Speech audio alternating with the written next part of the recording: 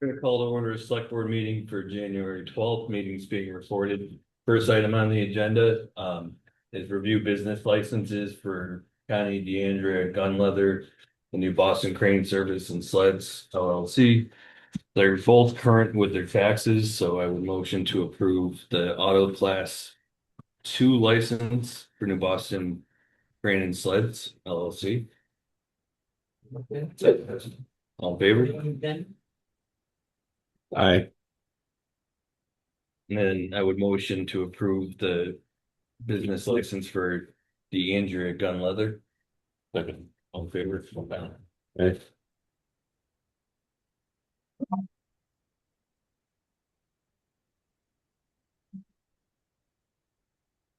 Next item, Historical Commission 250th celebration update. Ron Bernard's in to speak about it. Okay, I have good news. At 250 years ago, this very hour, very day, the Knox Trail Teamsters, 80 teams, obviously horses, sleds, 60 tons of British artillery captured from Fort Knox on the road in New York. Passed through here, and they stayed on the 12th and 13th. And there, you're all aware there were big celebrations in return, but it was really quite something. So after the reenactment, we went to the Mahawi Theater, and there was a pretty well full, so 600-seat place.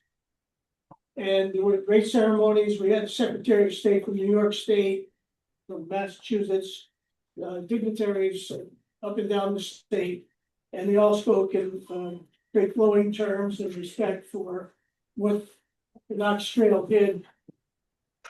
Sandisfield is one of the numerous towns that was on the trail. They produced this beautiful scarf right here for everybody with all the towns on here. Sandisfield's not on here. No. And that is a metaphor for the history where because the town does not have any known named historic points that people see, like on Route 23, and there's a tavern there, and there's this happened there. Over the years, it just got lost in the mix. And I'm about to change that. And Boston is very embarrassed about it. And I'll tell you the good news, it's going to happen. There are 57 markers, beautiful markers that are placed at historic locations from Ticonderoga to Boston. Is 300 miles. We don't have a mark.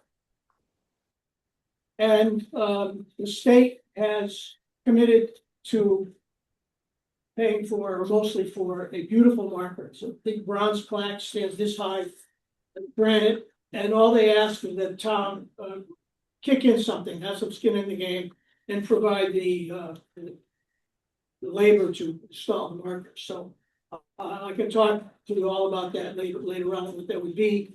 But the marker costs $12,000, so it's fabulous. It's way overdue. We have we were given. Well, one of the reasons that things have changed is that my friend Tom Ragusa, 42-year employee of the DCR, and a lifelong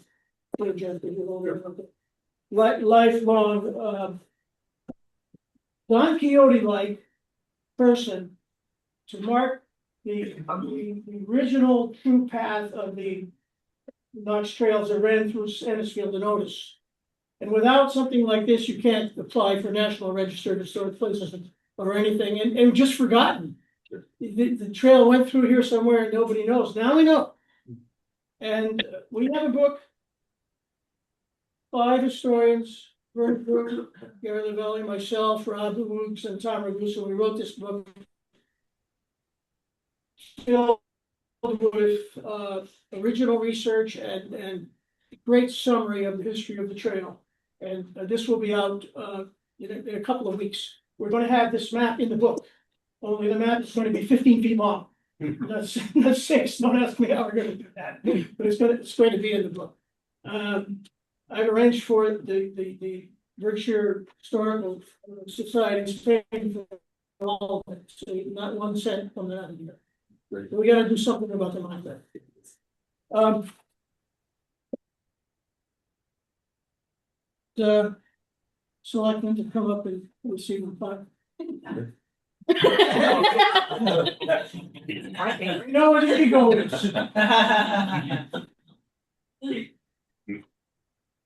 Just because. So it's my honor to transfer this plaque in honor of Sandisfield Roll. On the night of January 12th, 2000, rather, years ago to the moment. And it's long overdue. To the moment. All right, to the half hour. So this plaque should last forever, wherever we are as a town hall. Nice. Thank you. Thank you. Thank you, Ron. You gotta take the Oh, plaque. yeah, also, You gotta take it. You gotta take the plaque. Take the flag home. I gotta take it. you gotta take it, Alright. transferring it. There's also a beautiful governor's citation for us. Ron, I attended that on Saturday and thank you for your time there. You mentioned, Paul Mark was there, Yeah. Lee Davis was there, Michelle Hinchy from New York State was there. And every town along the way was given a few minutes to speak. So mostly it was historians that spoke for each town. Ron did a great job. But you mentioned a couple things during your few minutes there that were of interest. And one of them was that we have the largest Yeah, section. well, that's right, this is ironic. The Sandisfield section is about 5 miles through Otis State Forest. It is the longest original section undeveloped in the whole trail. And the only section. And consequently, we were not on the map, literally and figuratively. And now we have this. It is sacred American ground that if you take a hike on that, and we have them periodically, you're walking in the footsteps of Henry Knox and the generals that came before, Amherst, Burgoyne, all came through our town. It's remarkable, and we're finally joining club, you could say. The other detail that you mentioned in your speech was the number of men that went to Yeah. fight. I found that. So Sandisfield, the Berkshires generally were very patriotic, they're patriots. Sandisfield, none more so than Sandisfield, the 240 men and boys, any able-bodied male served somehow in the revolution. It's 25% of the population actually went to war at some point. And I forget, but I'm gonna do stories about that. It is remarkable, so that's something to be proud of too. And the other thing is that generally the Knox Trail is unknown, except around here, and even around here, people don't know very much about it, so this whole thing.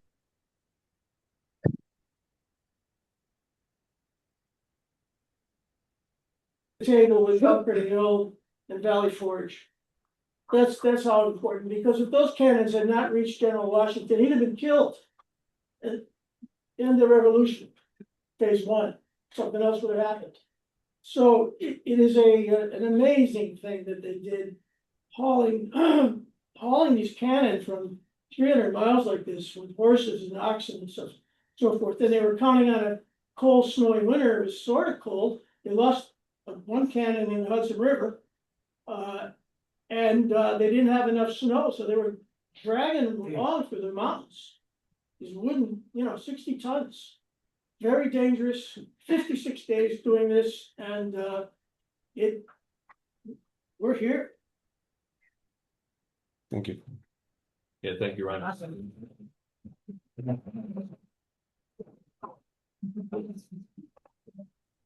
All right, the next item on the agenda, review inspector fee collection and payment policy.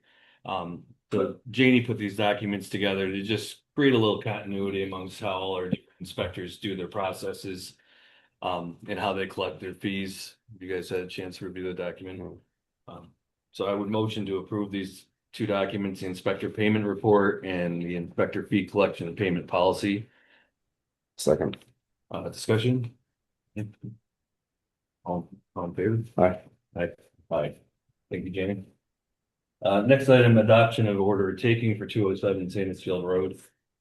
So for this item, I would motion to approve the draft order of taking presented by KP Law. We could do discussion afterwards. Sorry. Discussion. I don't have necessarily anything to discuss. Now, we've done all the debates, tried to do negotiations. At this point, the appraisal came in at 299 due to the issues with the building that need to be addressed. So at this point, all in favor? Aye. Aye. Aye. Here's. Next item, town clerk. So just super quickly, there's signature page on there and then you do need that notarized. So if you want to do it now, we can do it now. Sure. Terry is here as our notary.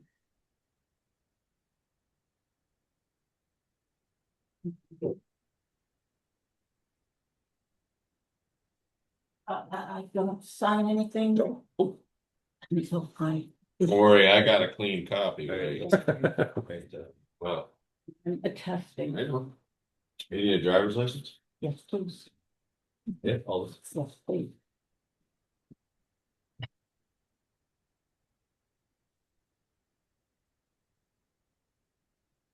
You sign it. I'll get I'll sign that. Oh, it's fine. No rules for it.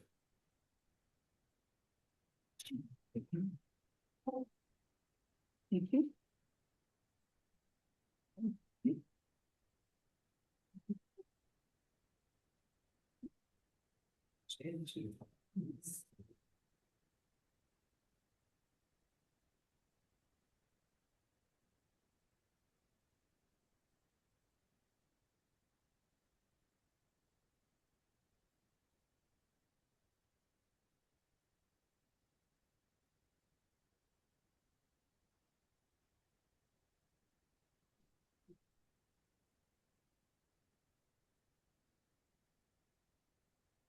You need the shredder.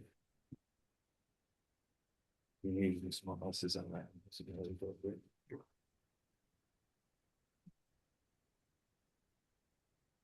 Why? It is the drum.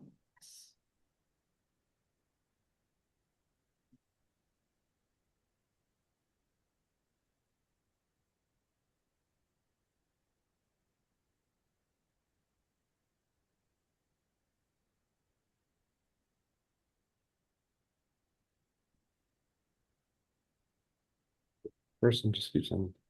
I mean, it just says owner. I've messaged several times saying that. To be clear too, with this situation, SFDI does reserve the right to do a friendly taking at the agreed upon amount and to do a gift if they so choose.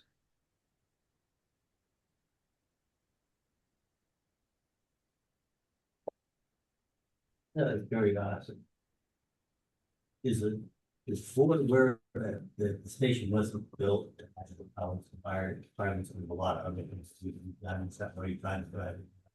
No, the septic's failing due to lack of maintenance and being improperly built. The heating system's failing due to lack of maintenance. So there's a lot more upgrades that have to be done to accommodate the new fire department. The building commissioner would have to advise as to what's necessary. It would. And one of them was that the original valuations didn't take into account that there's no commercial zoning in Sandisfield. So if for it to be sold as a commercial building, it'd have to go through a special permitting process. It's not a given that it would have that value and be able to be used commercially. It was built as a firehouse for a firehouse. Is it official now? Okay, Perfect. thank you, Terry. You're welcome. Yes, sir. The town clerk, number 6, town clerk in to discuss abuse of public records requests. Not here. Is Carl trying to say something? I think so. Says connections unstable. Yeah, we might have to get it posted or something if we're gonna do this down there. Yeah, sorry, Carl, the internet's kind of funky. I just wanted to say woo-hoo and clap Maybe my we can get hands, a hard one guys. too. You should be able to come out of the server room through this crawl space with a HUD. Right to the TV. That would simplify it. Alright, well.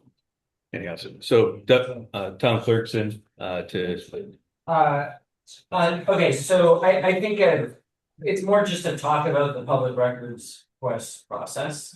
And also the elected town clerk's office and the record access officer position.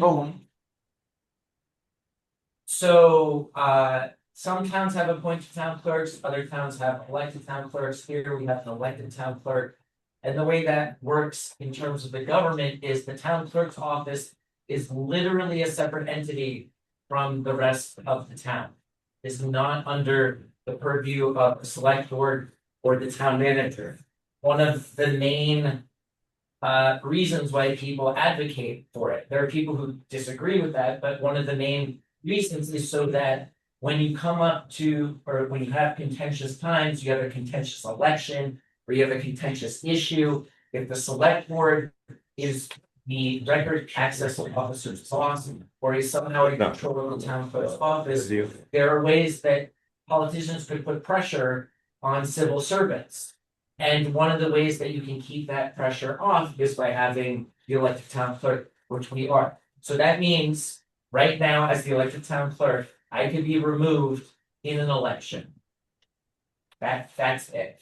Obviously, if something truly egregious happened, I have to step down. So that, but for the most part, that's the way it happens. And because of that, for the last 4 years in the office, and Amanda more recently, I go out of my way to stay as neutral as possible on as many issues as possible.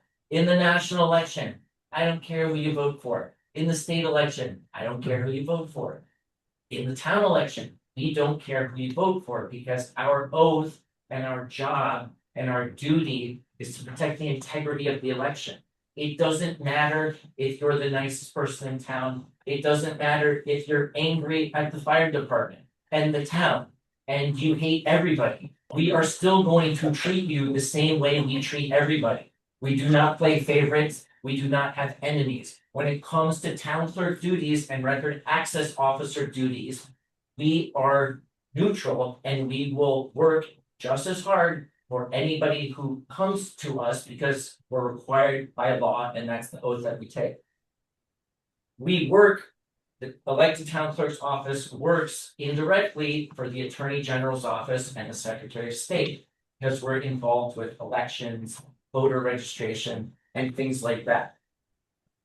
In terms of the records access officer, a lot of people assume that the town clerk is automatically the records access officer. That is not the case.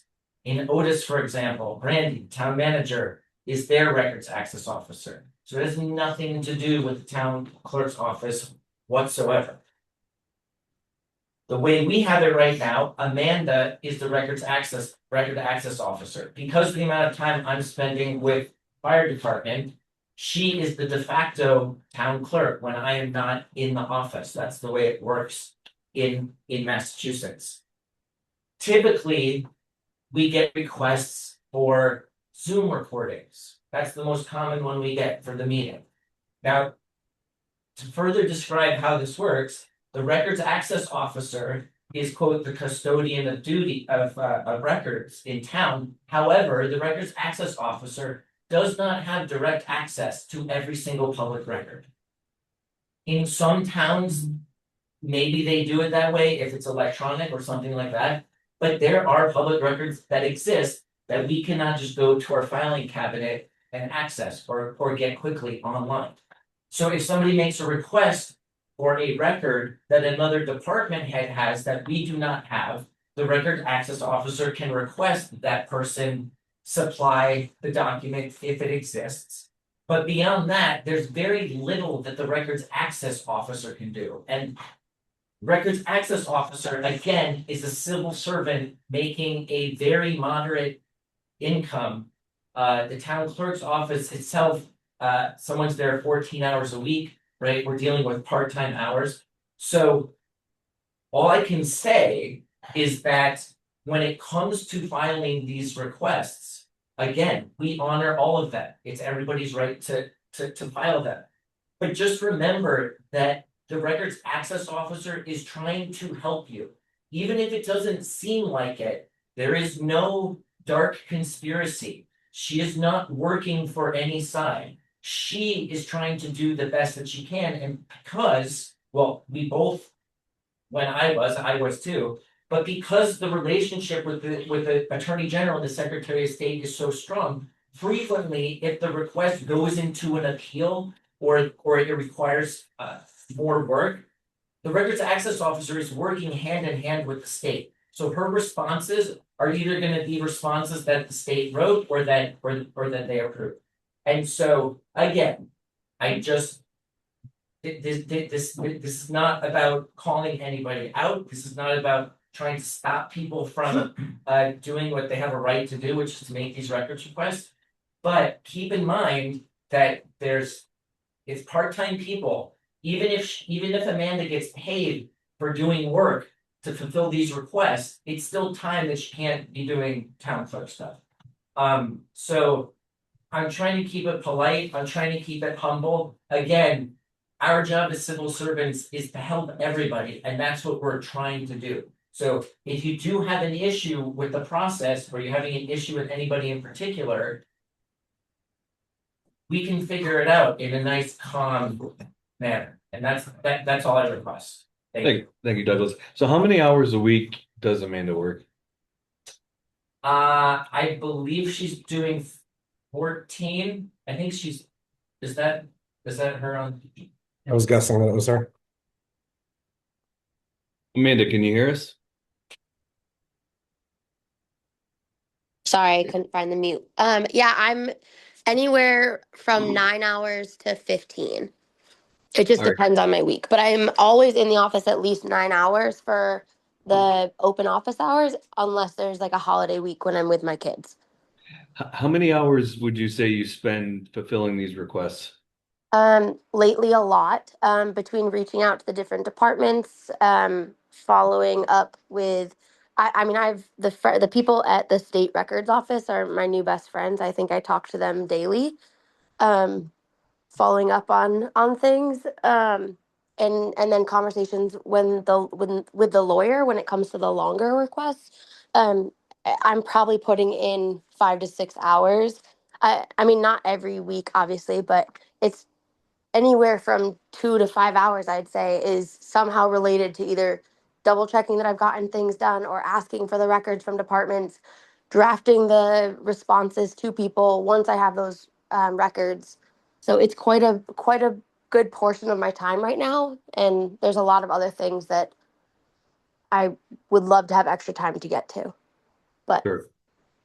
And part of it is, if it's just a regular records request that she has and can just send easily, that's fine. If it's not, it's something she has to look for, or it gets escalated because it's a contentious issue, or there's an appeal, which is a very common process.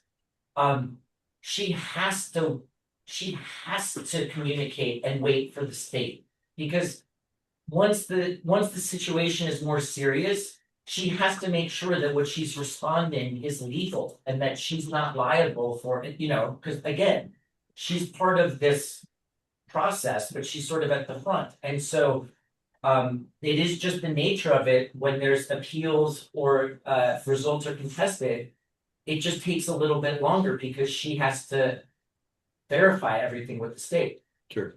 Now, are you researching things that are readily available on the website, or is this something that can only be found through going through emails and stuff like that, or is it just vary? you mean the what the requests are? Yeah. I mean, I wouldn't get into the. So we have like what I'm getting at, like we have minutes on the website, we have formal documents that are signed and all that sort of thing. As a public records officer, can you just direct them to the website, or do Yep. you have to provide it? No. Something like that. Got it. Yeah, if it's on the website and I can find it, I do. Occasionally, it takes me having to ask Janie or Lori if I can't find where it's posted on the website. Even sometimes searching it, it might not come up. I've had to do that a couple times, but If I know where it is on the website or if I can find it on the website, I can easily just send that link along. That's fine. It's other things like that do require me to look back through years and years of records and boxes and filing cabinets looking for specific records. And also to be clear, there's a couple of requests that are in a more detailed process right now dealing with the state, and we do not want to jeopardize this person's ability to follow the correct process by talking about specifics. So- Sure, yeah, I wasn't getting at the Yeah, specifics. or anything like that. Good. But yeah, I had it happen during during one of the presidential elections. Sure. There was a group of patriots who were spamming, public records requests. This is not from what I know about the request, this is not that type of thing. These are requests, and there's just I guess disagreement on there's some disagreement. Yeah. I'll just say. But what you're getting at is she has responsibilities that are statutory and people need to be patient. Is that what we're getting at? Because you do have to do the job she was hired for as well, correct? Yeah, she does, and I'm I will say these are serious matters, and so it's not something she can just quickly reply to, and I would not advise her to do that. And I would say most of the replies probably require, again, I'm not the records access officer, Yep. but I would require state help as well as KP Law help. Good. All right. Any other comments? Yep. Yes. Good evening, Alexander Russo, independent journalist. I'm speaking regarding agenda item 6, abuse of public record. I'm here to address the assertion that my inquiries regarding town hall and fire station operations constitute harassment. The role is to verify public statements against public records. The burden the town has experienced appears to stem not from the volume of my request, but from the poor direction and internal contradictions of the clerk's office. I have 4 specific questions for the board. Number 1 is the town's overburdened complaint relies on the assertion that I flooded the office with requests all in the same day. That's factually incorrect. The record shows my requests were filed on the 11th, the 12th, and the 13th of November. I voluntarily spaced these out to be respectful, even though town. Wait, can I just interrupt? Yeah. You're welcome to do this. Yeah. I really don't want you to jeopardize the process that's already started. And nobody's alerted the board that it was even you making said He doesn't- No, request. that's fine. I don't. It's- There's other issues. So there's here a that I wanted to separation. discuss. Sure, and you're welcome to continue, but like Douglas said, there's a separation between the two departments. He doesn't answer to this board. So Right. if you're expecting an outcome from us, that's not going to happen. No, but there are some things that we should go over that I would like on the record. Sure. So I voluntarily spaced them out. My question is, why is the town claiming I filed everything on the same day when the timestamps clearly show a 3-day spread? And why was I instructed to file everything at once on the same day, given the specifically so the town could manufacture this overburdened claim against me? So the town, you're talking about the public records officer, Yeah, because the town has nothing to do with the public records. okay, Neither does Janie. Douglas doesn't answer to us. He answers to the people who vote in this town. okay, So if you have questions or concerns, you have to take them up with his department. okay. I would also just say, and again, I don't know the specifics, but based on just what you said, Right, if it's not something like a Zoom thing that can just be sent immediately and it does take some time, maybe there was some semantics issue, but submitting something one day after the other is Right. the same thing as all at the same day. well, I came in person and asked, I would like to work with you guys, and I was instructed to do it in such a way, and then you guys turned around and did overburden. When I would have gladly just done a little bit at a time, I was instructed to do something opposite of that. So Right. why would I be instructed to do something opposite? I wasn't there. I'm happy to come in and sit down with you and Amanda and go over these things and try to, because some of them might be miscommunication, some of them might be, Okay, you might be in the right, but like I said, I want to I wanna make sure the process is done correctly. Okay. Sure. And then, Steve, there's a- sorry, Steve, I can respond if you want me to. I mean, if you want to, it's really not our jurisdiction. I mean, there's nothing Yeah. that, he's just making a statement. If you wanna, respond to him, you're more than welcome to, for fairness. Or we could let him make a statement and then Amanda can speak to him in the office later, or all of, or the three Yeah, of can you us, put your concerns on paper and just send them to the records officer? I'm gonna finish my statement though, Yeah, so it's let on him- the minutes, and then we can deal with it later, but I wanna make sure that it's all done properly. Sure. My other concern is, my second question is the triangle of contradictions regarding the background checks. There are 3 specific conflicting official statements regarding the fire chief's background check. The select board stated in writing in July 20th, 2025, a criminal background check was conducted and it came back unremarkable. The town's clerk office stated to me in writing that no records exist. And the town's legal response to the state supervisor of records claims it needs an extension to redact that very same file. So my question is, can the board clarify which of these 3 statements is true? Did the board fail to run the check? Did the clerk lose the record? Or is the town withholding a previous file they claim they didn't have? There was a query check done on the fire chief, and it was unremarkable. Okay, so then I would have to get those records, though you can't say that don't exist. I didn't say anything. I'm not I think there's a directing difference. anyone. I think Amanda's great, just to clarify, I need to get through these because there's something going on here. Okay, but what you said and how Steve answered are 2 different things as far as I know. How far, so, A criminal background check and a query check are not the same. there. Okay, Is that right? Well, I asked for a background check in period, and I was told there was No, none. the query check's what they do for the gun license. They do your criminal background check, right? Then there's a juvenile query check that you can do too. I'm just saying, I don't think they're the same thing. Well, our interim chief of police was the one. So just to answer some of those questions Yeah. from as a selectman, during the interview process, we were given a list of references. Several of the references were divvied among Steve and John. I didn't make any phone calls personally, but Steve chose a few people to call and John chose a few people to call.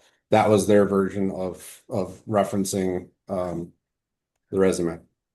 We then asked the police chief to do a background check, and the verbal, I never saw an actual report, Yeah. but verbally I was given from the police chief, there was no, it was what the terminology that was just used. Unremarkable. Unremarkable. The Yeah. background check came back unremarkable. So I don't know if there's a what that means as far as a record of Mhm. the background check, other than that's my stance on it was Yeah. the police chief was asked to do it and he verbally said back to us he did it and it was unremarkable. Okay. Okay. And then, just for the last question is, I received an email from Mr. Minor himself requesting a private off-the-record conversation in which he stated he is not the records access officer, so there's nothing to spoil. I want to be clear, I'm happy to work with the clerk's office. I just want to solve this. However, for a town official to claim that he has no involvement in public records while working in the fire department, it's really unacceptable.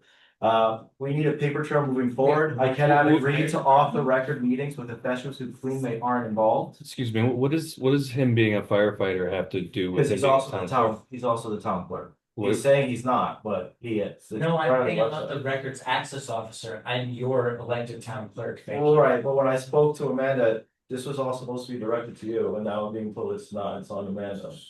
He might oversee as a department head. Hold on, when did you start this process? Remember what month? November. Okay, Amanda, Yeah, do you remember what month, give or take, you became the public records access officer? I don't recall, but I do believe I was the public records access officer when this began. And from what I know, Mr. Russo had come in and seen Lori, and I wasn't in the office that day because it wasn't a day I work. And she said, "You can come back tomorrow." And when he came back in, I let him know that Douglas doesn't come into the office for set hours, and that I was the one that would accept the public records request. And I've been the one that has communicated and contacted every time through the public records access officer, where my job title is written, Amanda Leavenworth, Assistant Town Clerk, Records Access Officer. So I can't say for sure if I specifically said it, but I do know that I said when I met with Mr. Russo the first time that I would accept all of the records or all of the requests, and I've been the one that's communicated each time. I think it was in May or June. Sure. So I have not been involved in any public records requests since then. I would also like to add that in my experience in this town and other towns, frequently there are times where it seems like something is fishy or there's some malice, and it's usually something far less interesting going on. And it's like a miscommunication or an error or something like that. But like I said, Amanda and I are both, at least when it comes to town clerk and records access officer duties, we are as neutral as it gets. So we are like, I can, and that's what I was trying, and the only reason I said off the record was because you said you wouldn't talk to me unless you recorded it. Or you could email me though, if you didn't want to do it either. Well, because I'm not I was just trying to give you I was basically just gonna tell you what I'm saying right now. It's not adversarial, it's like I can actually try and help you. With the fix this procedure. process, and maybe there are some, I'm not saying everything's a miscommunication, but maybe there are, and then we take those off the table, then there's less things that we have to deal with. Yep. So, Alright, well, I don't wanna keep you from finishing. No, that's pretty much it. I'm just gonna submit these for the record. I guess I'll give this to Janie. Just the emails and everything, all the contradictions. So, yeah, and the minutes for the interviews are available. To be on the record, it wasn't even close. We were very sure about our decision, and we're still very sure, at least I am. Can we ask questions of anything? Are we allowed to ask? Hey, go ahead. I'm just curious, if everything seems to be out in the open, and I don't know anyone that's been on tonight, is this a personal vendetta you have against that? No, not at all. No, this is more of a journalist perspective. I'm just doing a story on everything. So it's nothing personal? No, I want the town to be the best. I live here Okay, too. okay. Guys, like. Just curious, Yeah. it sounded a little personal. Oh, no, not at all.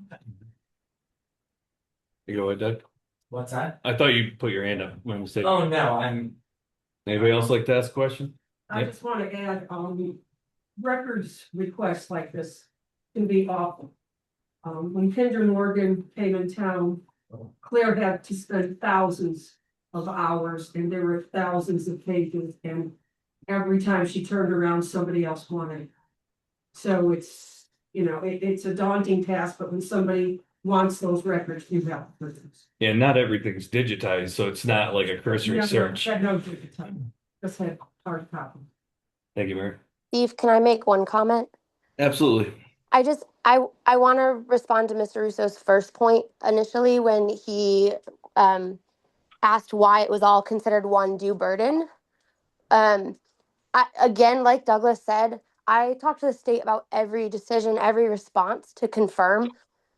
With the day Mr. Russo came in, the day after Veterans Day, so the 12th of November, he had a file folder with every page of requests that he was going to submit. He had stated that those were going to be emails over different dates, but because I received all of those printouts on the same day, it automatically becomes one records request. And the moment that I receive any records request in hand starts the clock on when we have to respond by. So Yeah, but you even can if talk to the file. if all of those hadn't been left in the office and they had been broken up and handed in over a few days or even a few weeks, once we got to the second or third request from the same requester for the amount of records that were being asked for, the state would have done the same thing and called it an undue burden on the office. And again, that's coming from the state's office. That is what I found out when I called them.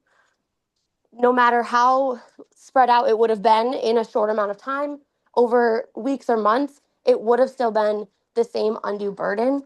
So it wouldn't have mattered if it was spread out a little bit here and there, because the amount of records and the amount of time to collect those records is still the same accumulative amount for the office and for the town. Question though, you did direct me to submit them all at one time though, correct?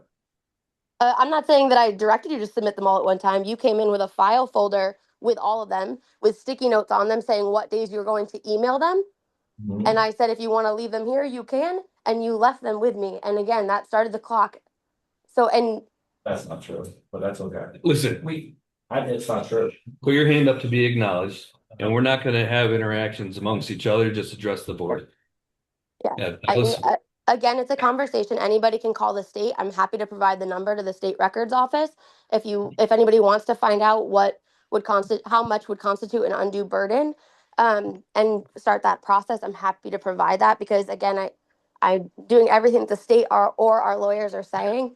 And I just want to say the responses that I give are either from them or when it comes to a responsive record, I'm responding with whatever record I've been given when I've asked for it. Like Douglas said, I don't have access to everything or anything that's been done. I have to ask those departments for the information. So for reference on the background check that seems to have multiple different answers, every time I respond, I'm getting an answer from someone and I'm giving the answers that I can. I'm doing my best and I'm certainly not trying to make anything incorrect or anything else. I'm doing everything I can to get the records every time they're being asked for. Thank you, Amanda. I appreciate your work. Douglas? Yeah, so I don't think we need to keep speaking about this, but Alex, it's Alex or Alex? Okay. We should, so if you have concerns, we should sit down with Amanda and go over everything. And if the one thing I can promise you 100%, if there was an error or there was some mistake in the process that me or Amanda made, I guarantee you 100% it was not intentional and it was not out of malice. Okay? We're here to help. Okay.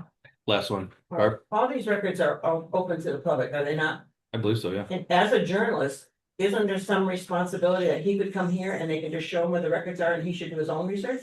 I'm just saying, isn't that what Belmont, isn't that what a lot of journalists do? I don't know, I'm asking. They only. Yeah, the average person can't paw through them. It's gotta be done through Amanda. It has to be, okay, I'm just wondering if it would help it. One that she can't get them, how's he gonna get them? Well, in the ones that we can get, you noted before, are the online, so. Who are you writing the story for? I have a couple of people that are interested in it right now. One of them is actually the Boston Globe, so hopefully it works. Nice. Yeah. Why would the Boston Globe care about Nice, it? that was right there. Sandisfield. Everybody else stickers. Ron's gonna find it. But hey, make us famous. Yeah. All right, so moving on, department board committee updates. Got one in the back? Yeah, Chief. Super quick, super easy. Sure. Two things. We received another OEMS complaint. Can you come up here?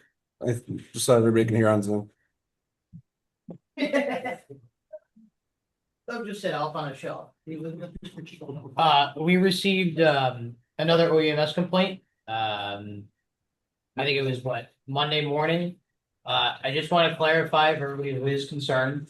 We have 2 ambulance licenses. That was one of the things that we did through this process for the acquisition of the new ambulance. So we have 2. That means that we went to the state. We had 1 inspected and a license issued. The second ambulance inspected and a license issued. We're allowed to transport and respond in both, which is why we're doing that. It's like for whatever reason in Sandisfield, I can confidently say that 10% of our calls are overlapping. Right, that's a real number. That means overlapping is we're either already on or committed to one call and a second call comes in. Right, and because of that, we've responded with multiple ambulances to separate calls to be able to handle that. Right, which is a big thing. It's fantastic. When we got here, we were struggling to get the ambulance out. Now we're getting 2 ambulances out with the same staffing level that was approved at the special town meeting, which is only 2 people on at certain times, right? I mean, that's huge, right? So, like right now I'm volunteering, right? Vinny's volunteering, Chris is volunteering, Tom's volunteering, Logan's volunteering, right? Like. Thank you, guys. Yes. Right, so like, I just want to make it clear, right? Like, Liz has her EMT, he has his paramedic. Yeah. I obviously now have my by the way, I've always had my EMT. I just didn't have it in Mass. Yeah. Right. But I have mine. Vinny has his, right? And like, I mean, essentially that's 4 crews. So is it common for someone to file a complaint about an ambulance rather than just ask the question? Doesn't seem like a hard nut to crack, right? Do you have a license, right? When you say no, you file a complaint. When you don't, I've seen it done both ways, in other places, obviously, staying as a neutral party here, we're obviously willing to answer either. Sure. However, we would definitely prefer a phone call or an email. Sure. But obviously we are going to work with the state, whatever request. Sure. And by the way, this is Chris Colliner, for those of you who don't know, our deputy chief. No, we have a call's got a sound. The key when you file the complaint is not to file the complaint with the person who issued the license. Yeah, And correct me if I'm wrong, but I believe that OEMS indicated that they see that it seems to be retaliatory in nature. yeah, so that's the other thing. OEMS let me know that because of the series of complaints that have been received, we've received a total of 15 since I've taken over. They can make Yeah. it personal? Yeah, well, I mean, we received a total of 15, and it's from everything from complaining about low staffing, right? That's how this started, was that we didn't have enough staff after the volunteers protested and refused to go on calls. And it ended with the most recent complaint of we're running 2 ambulances. What's interesting to me Think though, about that. is when the previous leadership had a probationary temporary license, And nobody knew about it. no complaints. And nobody knew about it. There's They no never complaints told them. with that, right? Yeah. Yeah. So that's the So, I just want to put it on the record that it was an official license. It was that it was granted for 1 year as a probationary to have a follow-up. So it was a real license. It was never a fake or temporary license. Thank you for the clarification. What is the complaint exactly? the complaint was they were operating a second ambulance without a license from the state of Massachusetts. But, That's bullshit. yeah, but you already have a license, correct? Yeah, So they're how's posted that? in the firehouse. There's a big sticker on the front of the ambulance. I don't know. I have no idea why anybody. Jamie was cared. there when the guy came in. Oh, okay. So Tim, the representative from OEMS acknowledges that basically he has to do a report no matter what. So he received a complaint, he has to do a report. So there'll be a report filed, right? Correct. Yeah, so he has to do a report. They're also reaching out to legal counsel that represents OEMS. These are 110% frivolous complaints, Not to right? exaggerate. Right. And but the problem is that like the OEMS complaint system is designed to be able to intercept and interfere with like emergency care in the Commonwealth of Massachusetts when there's an issue. Malpractice, right? Private ambulance companies kind of like flying below the radar, statutory obligations, licensing, credentials, inspections, right? They do a lot of stuff. And these same individuals that do this are also the ones that do the investigations and write write it out. And there's like full reports. We finally received one that we had gotten back. That was a complaint from a call in August that it cited the other agency for failure to perform to a standard. They filed a complaint against us, and the agency that filed the complaint against us got cited for failing to perform to a standard. Yeah. And the 2 EMTs got recognized for it, right? So, I mean, at some point, right, the state is willing and they are stepping in. They wanted the department to succeed. And there was a series of decisions and effort that was made up until this point that gave the department the opportunity to do so. What the state is not okay with is watching a group of bad actors intentionally go out of their way to try to impede or delay progress within the department.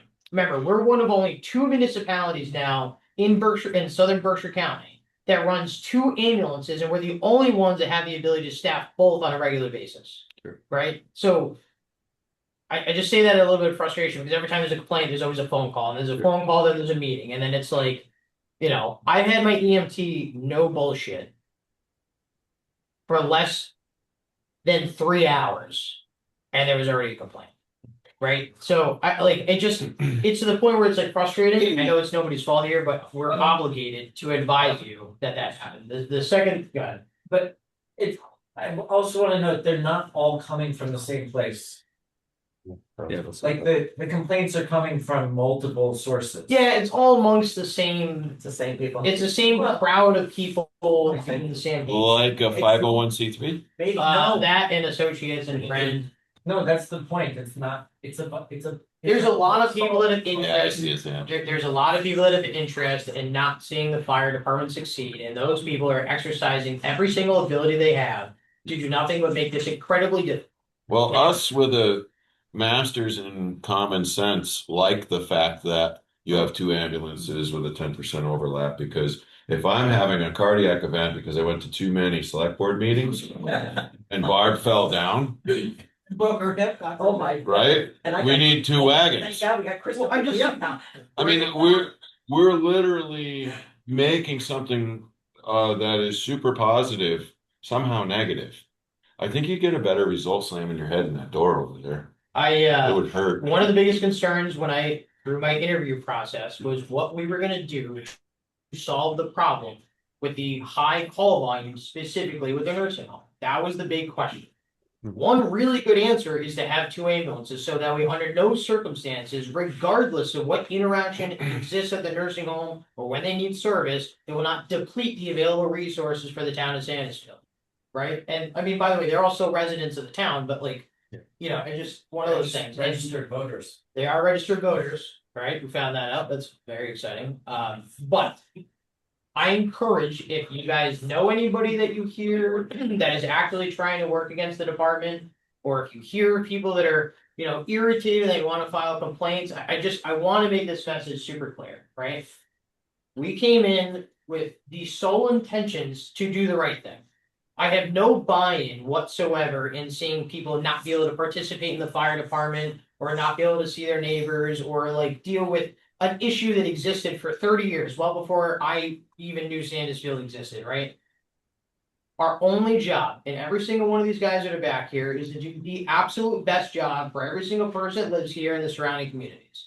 And regardless of how many complaints somebody wants to send and how many times they want to tell us we're doing it wrong or take to Facebook, I just want to make it clear that under no circumstances is it going to waiver or deter our ability to do it. Honestly, and encourage these guys to step up 10 times more just to prove every single person that said that this wasn't possible that it is. You have 10 firemen sitting right here. Every single one of them is qualified. Yeah. At minimum, firefighter 1, and at minimum, the EMR.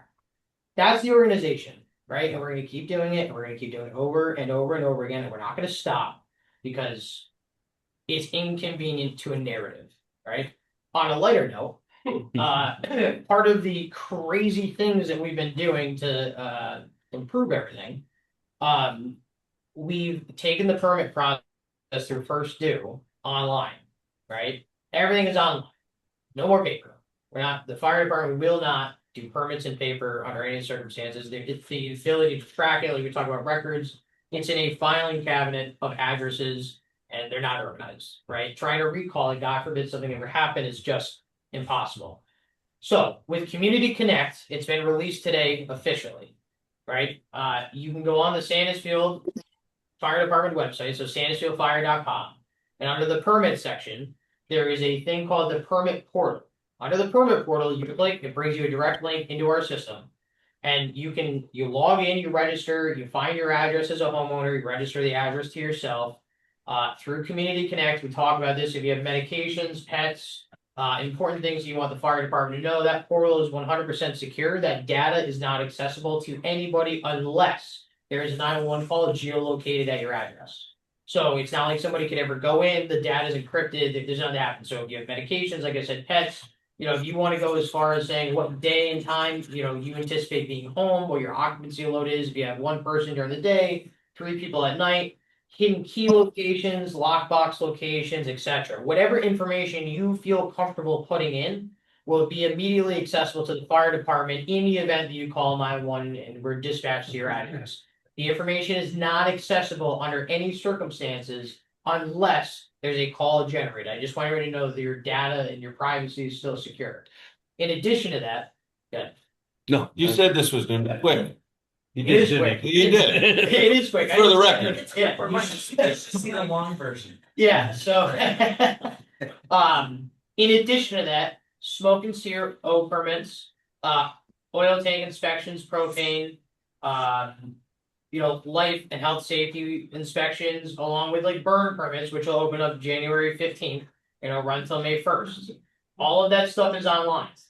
So if you need an inspection done, you can schedule an appointment at your convenience, not at ours, right? Because we're a 24-hour operation. Sure. You schedule it, and we will do everything we can. And our goal as an organization is to be able to get the permit inspected at minimum in under 24 hours. Right? So like no waiting, no like playing phone tag. You put in the times that you're available, we will respond to it. It's super communicative. We go super simple process. So specifically with the current purpose, because I know it's a big thing, you need to create an account. You have to be a resident of Sandisfield, right? You create it, you ask, and you just put in for it. We will approve it electronically, and the record stays with us. So you don't have to worry about calling or doing any of that stuff. We have the ability to restrict when burn permits can be used and when they cannot be used. All electronic, you'll be updated immediately. So the idea of calling, giving us a heads up, or communicating back and forth, or allowing me to be the bottleneck in the process. There's multiple people that have the ability to do the inspections, and again, it's all online. So if you ever have to recall the information, every permit you've ever asked for, every communication with the fire department is always going to be available to you guys moving forward. So Thank you. Carl, hang on a second. Carl's been waiting. Yeah, Steve, I want to give an update on the school committee, but if we're at the end of this other discussion, I just want to make one point on this discussion. Are we at the end? Yeah, I think Deputy Chief Chris wants to say something. Yeah, just, Let Chris speak first. and I'll actually be quick. I'll work with Janie. We should be able to do a demo.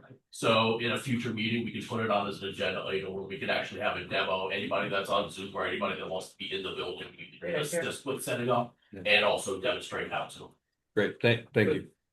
And I just want to make a note. I mean, Chief Grillo said what he said. We've been able to run 2 ambulances multiple times, and this isn't the way it was set up before. These guys aren't getting stipends per call. These are truly volunteers. We have 2 that are getting paid per diem, per shift. That other ambulance is doing it 100% as a volunteer ambulance. And we thank you for that. It's amazing. Well, previously the volunteers were paid employees. They got paid $25 an hour for every call. I think that's where a lot of confusion came in amongst the residents and the rest of us. So we still have the per diem. We're still covering shifts. But when that first ambulance goes out, that's the per diem shift. When the second call comes in, it's these guys that are having the community at the fire station, that are cooking each other dinner, hanging out, texting at 3 o'clock in the morning. Please stop that. That are responding. And it's because of their love of the community that they've created up there. It's the love of the community of our town and whole. But thank you for doing what you guys are doing. It's appreciated.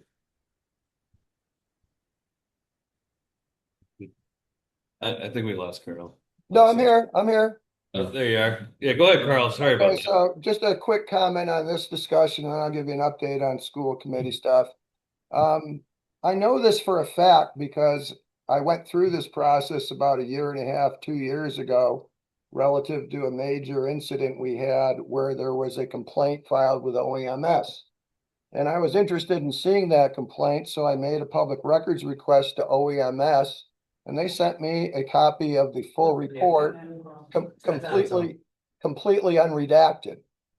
So I just want to let people know that might be out there listening. I will get copies of these frivolous OEMS complaints, and it will become clear to all who's been filing those complaints. Moving on to school committee. I'm happy to say that the school committee approved the policy for the preferred vocational schools. So that's now official, and it will be in effect for the upcoming vocational enrollments, and it's exactly what we wanted it to be. I will send Steve and Janie a copy of the final policy that was approved, but I'm real happy that we got this done in relatively short order on the school committee. The second thing I wanted to let you guys know is the school committee's also decided to move forward with the Lee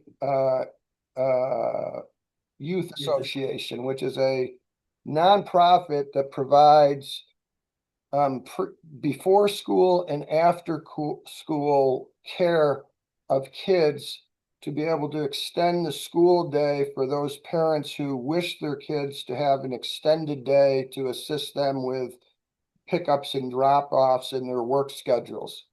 So Farmington River will be implementing such a program. It will be implemented by a third party, the Lee Youth Association, public charity who's done this for years for the Lee community. They're very excited about doing this. So there's two reasons we're doing this. One is it provides a valuable service to many of the families, many of the parents of the Farmington River School District, you know, where both parents work and they really want things, they really want the kid looked after, you know, between their work hours. And the parents will be paying for this. It's not going to cost the taxpayers money. But there's another reason we're doing this. We think by offering this, it will entice more families to choice into Farmington River Elementary, so we get the enrollment up, and as we get the enrollment up. Lost again, girl. Well, where did you lose me? It's gonna entice families to move. Yeah, well, it will entice families to choice in, families from other towns to choice into Farmington River Elementary, which would get the enrollment up. There would be tuition payments coming with those choice in kids, and this would help reduce our overall cost to taxpayers in Otis and Sandisfield. So those are the two reasons we're doing this, and we've started the details of This is implementation. like Mad now. Libby filling the caps. Thank you. Yeah, thank you, Carl. That's all great news. All right, take care. Yep, you too. I have some questions. I have Sure. 4 questions. In regard to which agenda item? The police, the fire. The fire chief? Yep. The OEMS is really important. Are you guys getting a copy when these things are submitted?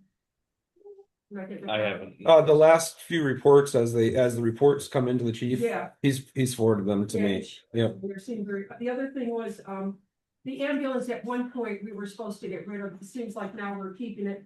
Have the lights and all those issues been fixed? So part of it, do you want to address it or me? Yeah, so the issue with the ambulance, we went through and diagnosed it.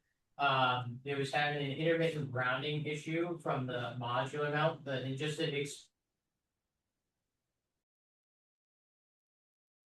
not custom, right? It's like a, you know, F550 with nothing on it, just like if you were to build out your own truck. Those trucks go to upfitters where they put the box on, put all the fancy stuff, the lights, the equipment, etc. When these things are mounted, there's usually one central like area where power comes in, which is called the modular dismount. And it usually sits somewhere along the frame. Long story short, the box is the repair the ground strap, along with a few other things as far as like oil changes, fixing the oil leak, etc. And then back in service. The reason we were going to trade it in until we got a trade-in value of $6,500. That for $6,500, that's insane. Like Well, the tires are working, so we didn't. But we also can't trade in as a municipality. No, I mean there's that too. It's $6,500. The other factor is that 2 years ago at the ATM, we had voted to an allotment of $30,000 to repair the ambulance. Most of that money was never used. It was barely spent. So we were able to send the ambulance to the Chevy dealer. They fixed the brakes, oil leak, redid the grounding, all within the budget that was allotted 2 years ago. So it didn't affect the budget, and it gave us the redundancy of having 2 ambulances. The other 2 questions, I kept asking for fire logs. Is that just something we're never gonna get? Asking who? I keep asking, is there going to be fire logs? Remember how the newspaper used to write that, you know, this is the amount of responses. Oh. Is that ever gonna happen? So now that the website is up and it's running, our #1 goal is Community Connect. Yep. So if we'll be able to go onto the website and be able to see statistics, we're not gonna give out addresses, types No, you of calls or shouldn't. anything like that. No. So we're just gonna list how many calls and how many incident types we went to. Okay. One of the things that we just want to be careful of, and is again, an effort of transparency, is I do not want to discourage people from calling 911 out of embarrassment that somebody might be able to know what was going on, if there was some type of an issue or what have you. So I think that in a situation like that, to do the best we can to respect people's privacy is just, it protects the integrity of the system. Absolutely. And the last question, maybe I'm wrong, when we were talking about the complaints, somebody said that they were coming from most of the same place. Were you inferring that they were not? No, You seem to be trying to argue and that you were cut off. oh, no, I was just saying they're coming from multiple places. Okay. Not just one nonprofit. Okay, but that's, yeah. That's all I was saying. Okay, I'm not so saying those groups aren't acting together, I'm just saying factually, It was it's more coming than- from multiple sources. Okay, that's it, thank you. All right, thank you. All right, so we're gonna move on to the business of warrants and minutes. So, We get town manager updates and select board updates. ah, shit. You can skip. I'm trying to rush this. Has through. anything happened since last week? Yeah, Yeah, town manager updates. Thanks, Bob. Trying to cut it short. Bob and I interviewed the interim police chief, Brian Fahey, for the permanent police chief position last week. We haven't gotten any other applicants at this point. And I do feel comfortable and happy moving forward with Brian for that role. I'll let Bob talk about it when during his upload if he wants. We've gotten 5 applicants so far for the DPW labor and equipment operator position. So I'm still waiting on a copy of one applicant's resume. 2 of the applicants didn't hold any of the licenses above just a regular Class C driver's license. So I've respectfully rejected their applications at this point. One withdrew, unfortunately, yesterday, and we do have a scheduled interview for the last applicant for this Thursday. So my immediate concern with this particular applicant is just that he's from a little over an hour away. He does have all of the licenses and everything. But my first question when he comes in will just be how reliable he can be, since emergency work is a requirement of the position. That said, I have had numerous conversations with the DPW super, and he's confident that he can manage with the crew that he has for the rest of the season. And he assured me that there is no pressure to fill that role just because it's the snow season. So that made me feel better. On that topic. Yeah. Have we received any dollars back from, No. are we gonna do something about that? Or is I'll- that another one? I'll have to see what we can do legally to. We have a have- contract, right? Yes, Yeah. we do. Okay, And it was a part of the union contract. yeah, we should probably follow up on that. Absolutely.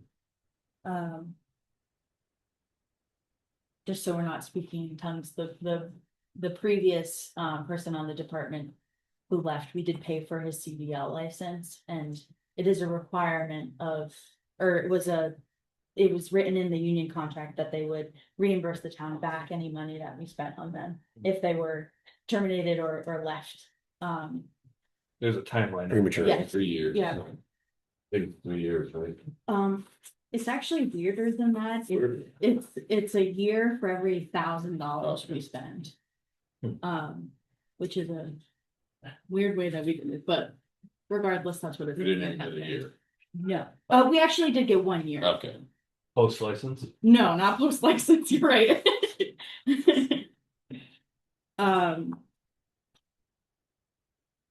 I did have an interview last week with the on-call DPW labor equipment operator applicant. His name is John Murray. So after the interview, I did feel comfortable offering him the role. So at this point, I'm just waiting to get the remainder of his onboarding paperwork back. So John has extensive experience in other DPWs, plowing snow. He does both a Class B CDL and a 2A license. So he just doesn't have that 4G. So I think that puts him at a laborer 6, I want to say. Derek, who I unfortunately forgot to include on the agenda, so that's why he's not here today. Asked me to pass along a request from the Otis CPW. So they're asking whether Sandisfield would be willing to contribute to a paving project on Beach Plain Road. Derek has looked at the map of the proposed project. And while Otis did originally indicate that part of the project along the Sandisfield side of the Otis Woodlands, it doesn't seem like that is the case. So he's actively gathering more information, but if it does turn out that there is a Sandisfield portion, our share would be just over $11,000. And at this point, Derek is really just looking to see whether there's an interest in the town contributing potentially as a goodwill gesture to help strengthen our relationship with Otis. But of course, if none of the project is in Sandisfield, it's not an issue, we won't consider it. But I just wanted to see if you guys had any thoughts. You asked me specifically to bring it up. Do you think it's odd that our highway superintendent is Derek and Otis is Derek? Look at Is it me. spelled the same? I don't know. So I'm not sure which Derek you're talking about. No, I have no issue with that at all. It's a significant portion of Sandisfield homes too. That Otis Woodlands. Carl, would you like to say something? Yeah.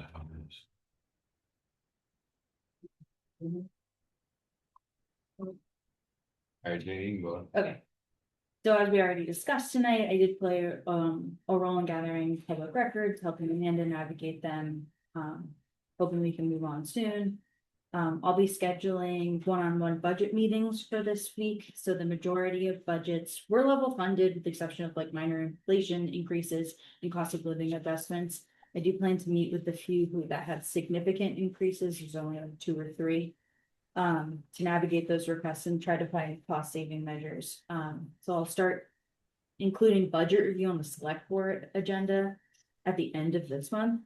I did update the budget calendar, so I will post that on the website.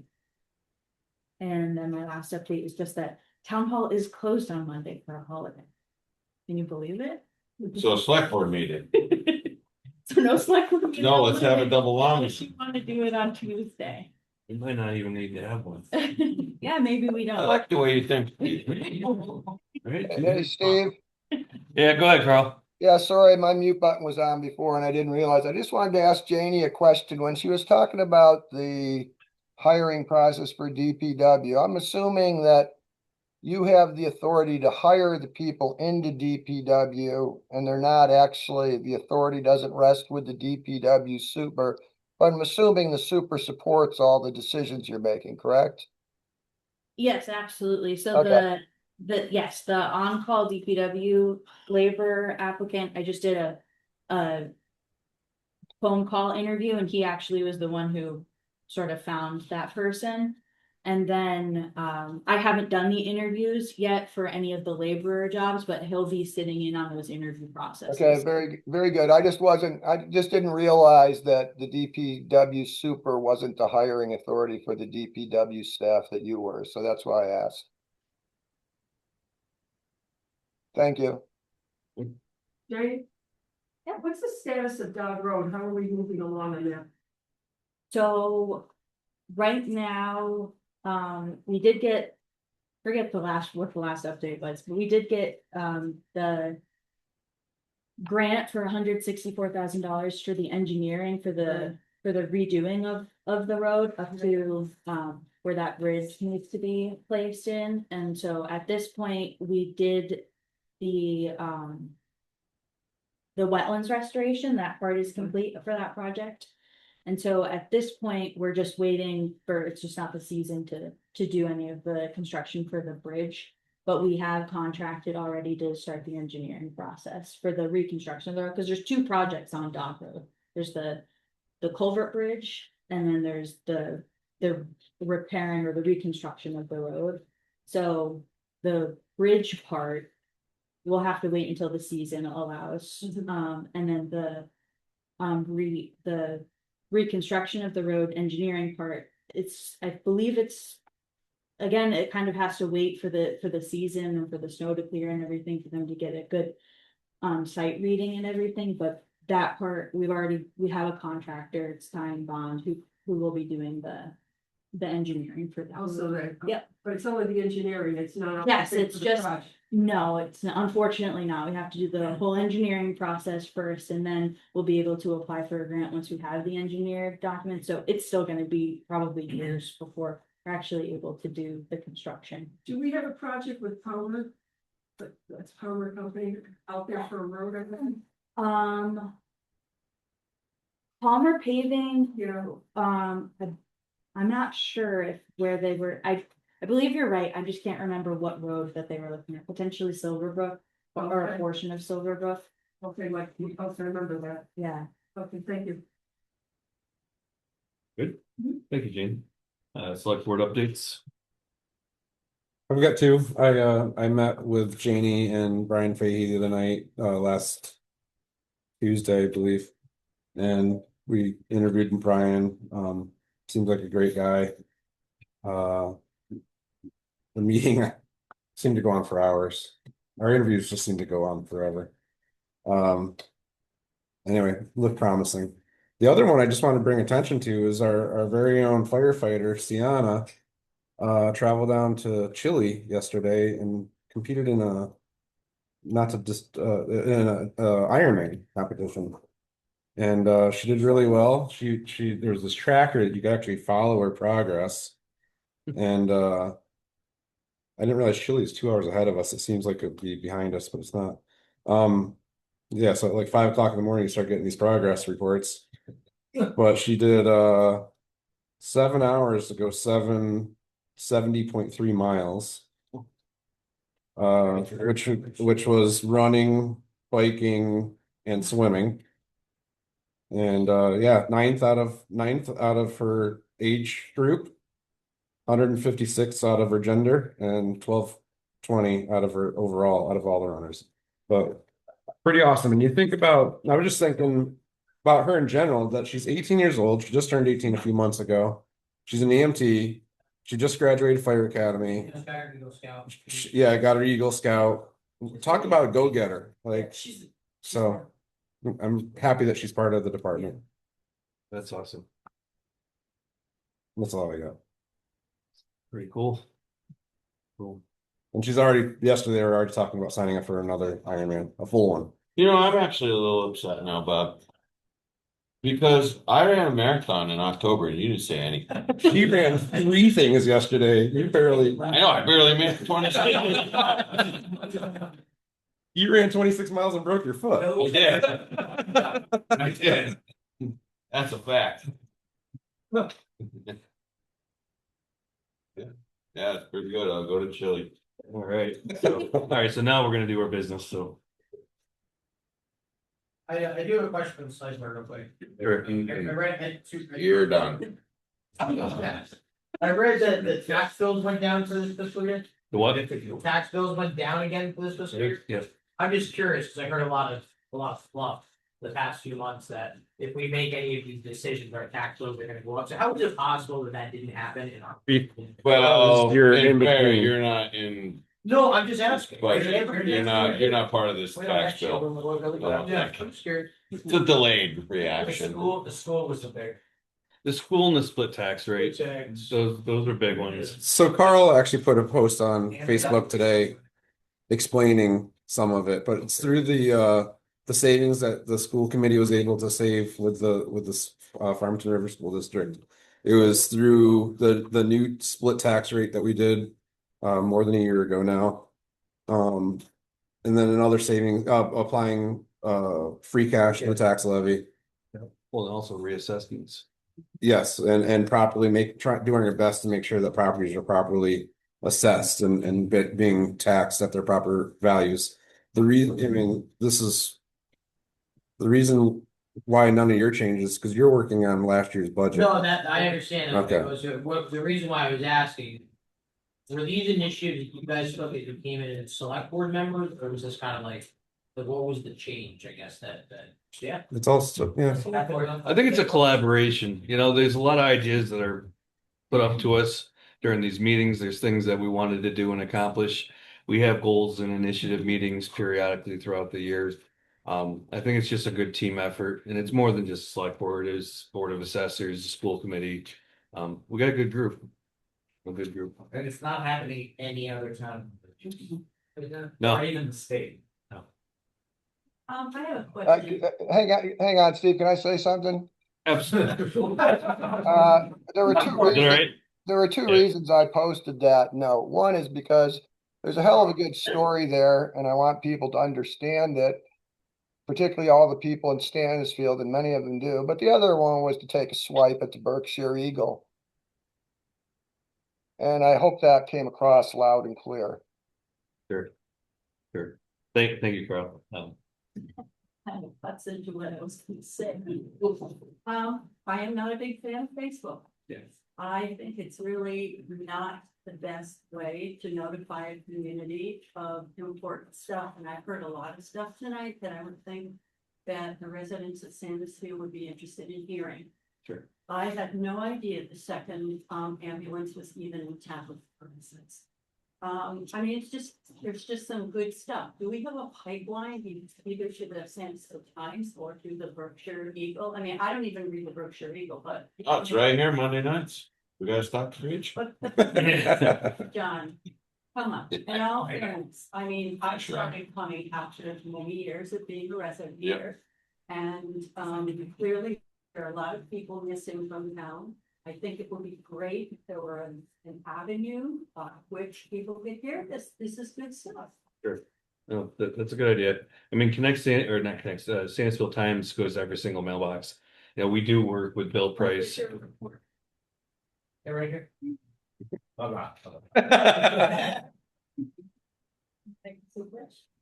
Okay, anyway. It seems like the controversial things are heavily covered. And not always well covered. You know, it's some of it's perspective.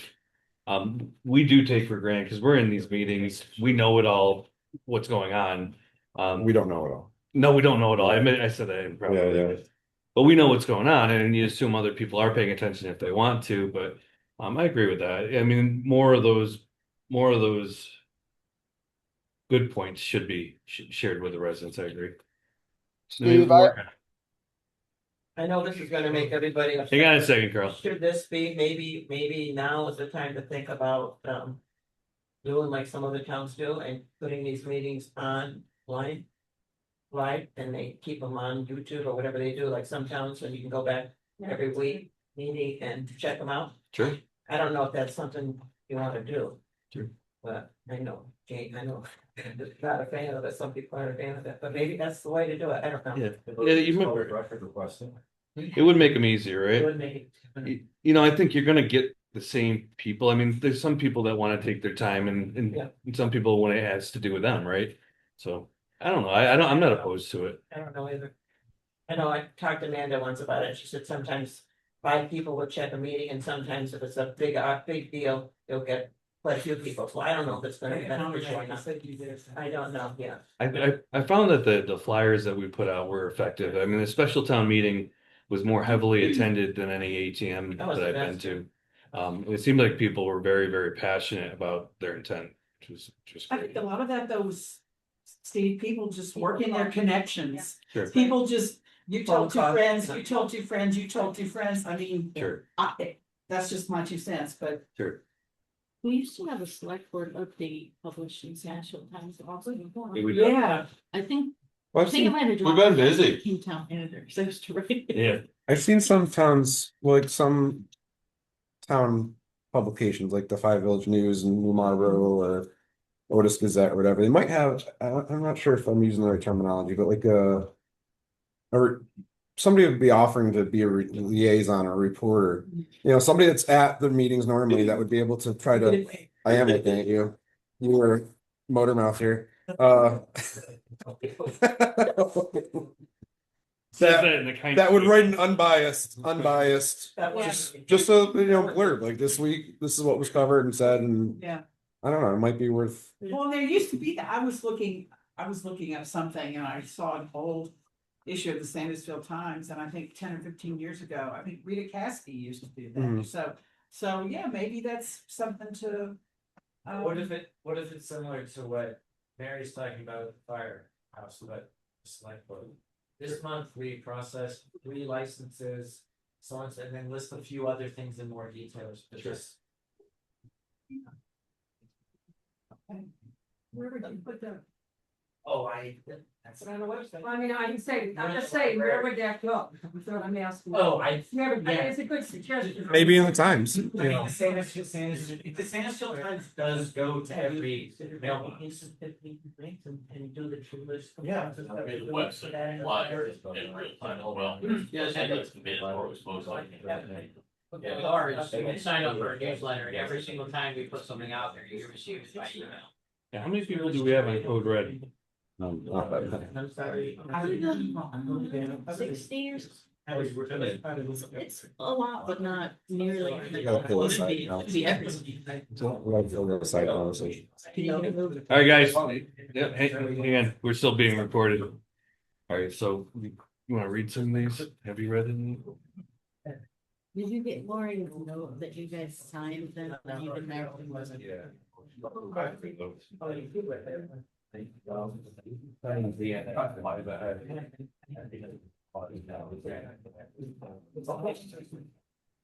It has to do with the Title V, that's signed. That's Peter.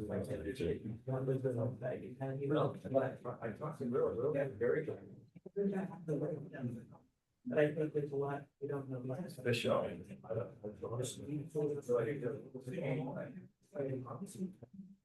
It would say a sales agreement. I don't know why it said.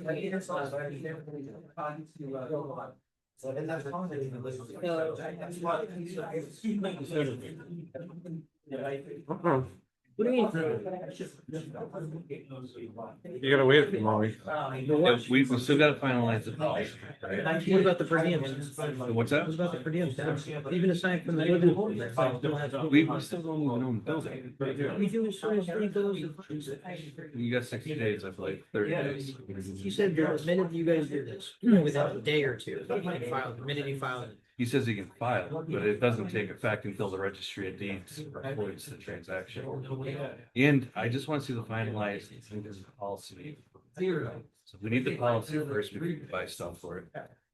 We dropped that, and I'll take the heat for that one. I dropped the ball on it, but we had, send me what you have. Yeah. Because what happened last time, we were reviewing the gun food policy, and I had an old one. Yeah. And a new one, and I wasn't clear. We also, I want to sign off from the building commission saying that we can do this. Why? Vinny on Friday? I'll meet with you, yeah. I want to make sure I'm signed off. We don't do anything. We're still recording. Can we finish the minutes and videos? Yeah. Yeah. Yeah, when he comes in.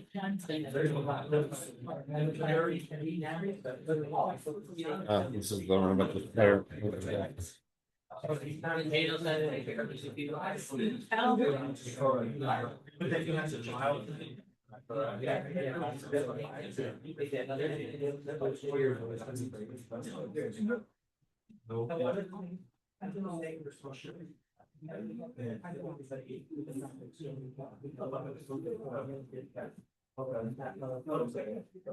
Oh, should we give them, the people in attendance, a little update on the DCR letter back about the Blanchers?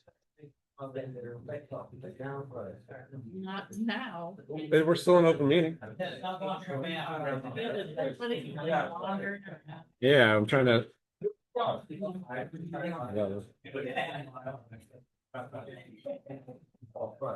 Yeah.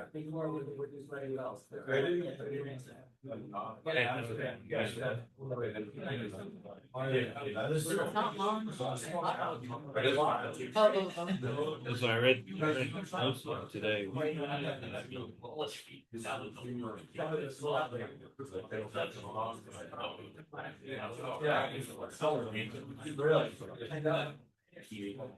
I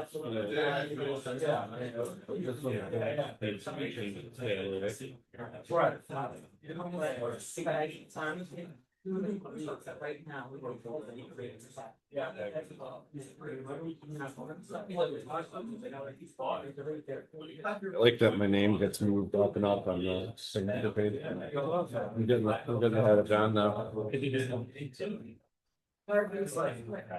You gotta send this.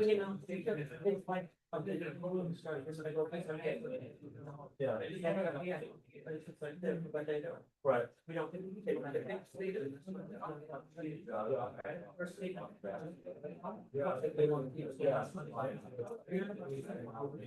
Yeah, I don't know. I don't understand why they changed.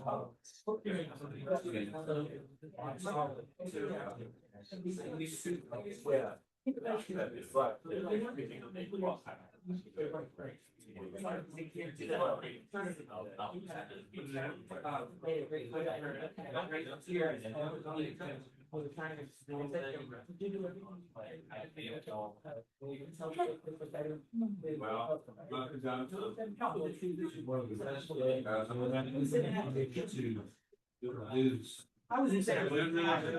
He said to move. He said no. Okay, he was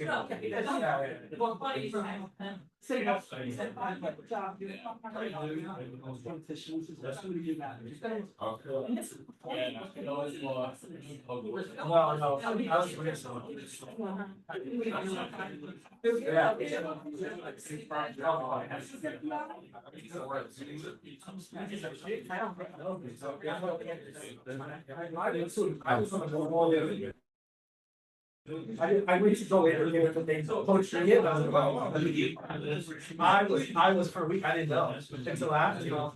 I didn't never done that stuff before, so I think they're going into here today. So I It's like you moving up. I corresponded with Mr. Waldron's texting me. I noticed weird things, right? yeah. Well, then John's thinking why the signature doesn't get.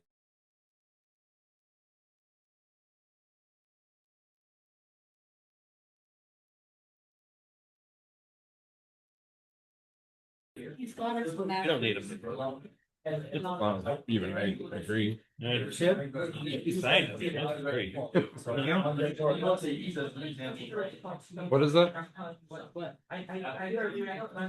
What is that? It's a plan. It's a drawing that the planning board based on. Oh, really? Somebody that. So now that's down to Sears. They live on Sears. Two neighbors got together and they're swapping land Oh, really? to make it easier for one neighbor to have a driveway. Oh. That's pretty cool. You know, they swapped land for land. So it's just a Form A. Yeah. Yeah.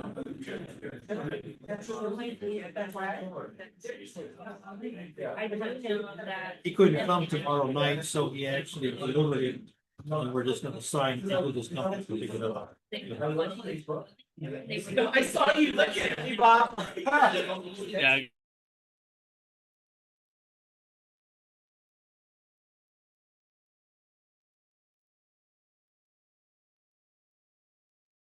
A lot going on over there. Yeah.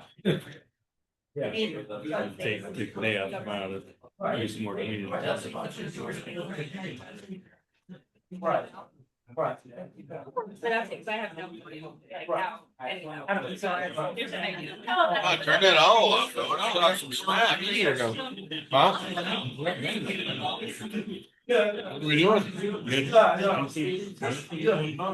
Last time, yeah, but Mary, I did. Mary got I tried. You're gonna have to control it.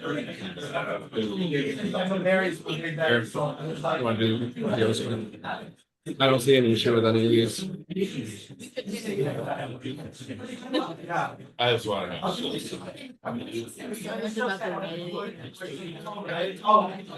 I'd be happy to. Just hold that last one. I'm Well, okay. These two are solved. We have it. Way It's fixed. Two big ones. So, Is that like the new normal? Like we get all this like almost rain, almost snow events? You know? yeah, I think so. Good night, everybody. Good night, bud. Good night, Doug. Thanks for coming in. Hey, it's nice seeing you in person. If you ever want to come again, I'll come pick you up. You do, oh my god. Honk was the, ice boots today, but from my house to Monterey. Well, I told Which we Derek- don't drive on anyway, but like, Derek, you don't need to. Yeah. Alright, so. I went full size to pick up. That's where he's gonna be able to hear. Yeah. I'll see you guys. Alright, guys, we gotta do some motions. We're gonna have to get quiet. I know, right, yeah. That's not to use it. Alright, so Hi. You're allowed it. Whack it again. So motion to approve PO 1775-1776, 1850-1946. Second. All in favor? Aye. Dan. Aye. Pass. He's still got it, he's still got it. So Yeah. we'll do these in little groups and Sean's still reading. Alright, motion to approve the meeting and the minutes of the meeting from December 29th at 6 P.M. December 22nd at 5:30 P.M. November 5th at 4:30 P.M. December 8th at 6 P.M. And December 8th at 5 P.M. Second. All in favor? Aye. Aye. Aye. So motion to approve the minutes of the meeting from December 22nd at 6:10 P.M. November 24th at 6 P.M. December 15th at 6 P.M. And January 27th at 5:30 P.M. Yeah, second. All in favor? Aye. Aye. This one needs to see 2025. Yeah. Aye. Are we releasing us? Yeah, I think so, because the conclusion happened, I right? know, you just voted to approve me, the vote to release him. All right, so I'll vote for just the approval of the release for the executive session. Session. These are all signed. And ready, they're done, right? We voted on those. Joint select board, executive session.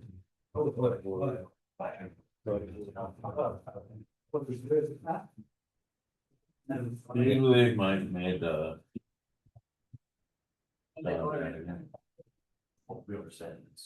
Motion to release the select board executive session minute on December 27th at 5:30 P.M. Second. All in favor? Aye. That's it. Motion to exit open meeting. Second. All in favor? Aye. Aye. Good night.